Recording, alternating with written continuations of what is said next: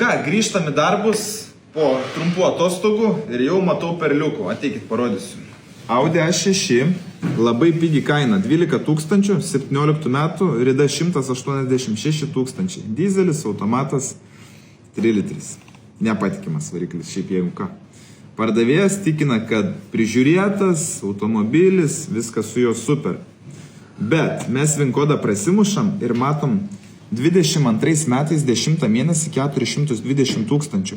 Ir po to jis į Lietuvą buvo įvežtas 24 6 mėnesį. Tai ten rida turėjo būti dar daugiau negu 420, kai buvo atsukta iki 160 000.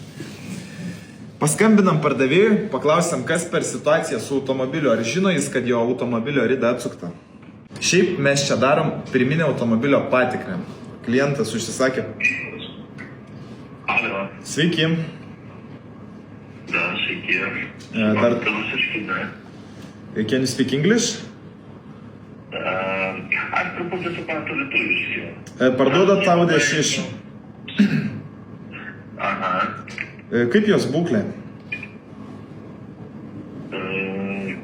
Gerai. Nėra defekto, ne?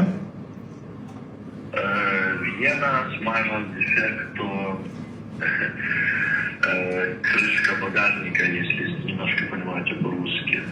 Царапина там есть. Įbrėžimas ant bagažinės dangčio, taip? Taip. Supratau. Variklis, pavarų dėžė, viskas veikia puikiai. Viso puikiai. O jo rida tikra? Rida ne. Tas pati istorija. Netikra rida. O kiek yra tikra rida?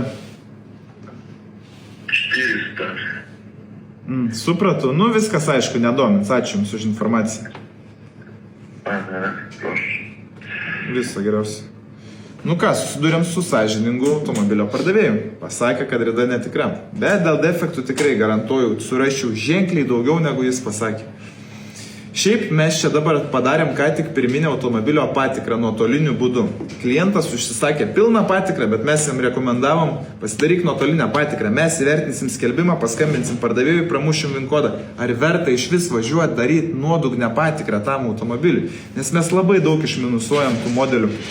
Jam tai kainuoja 60 €, bet nekainuoja pilnos automobilio patikros. Ir jeigu bus ir verta važiuoti tikrintą automobilį, mes tą 60 € išbrauksim iš pilnos automobilio patikros sumos.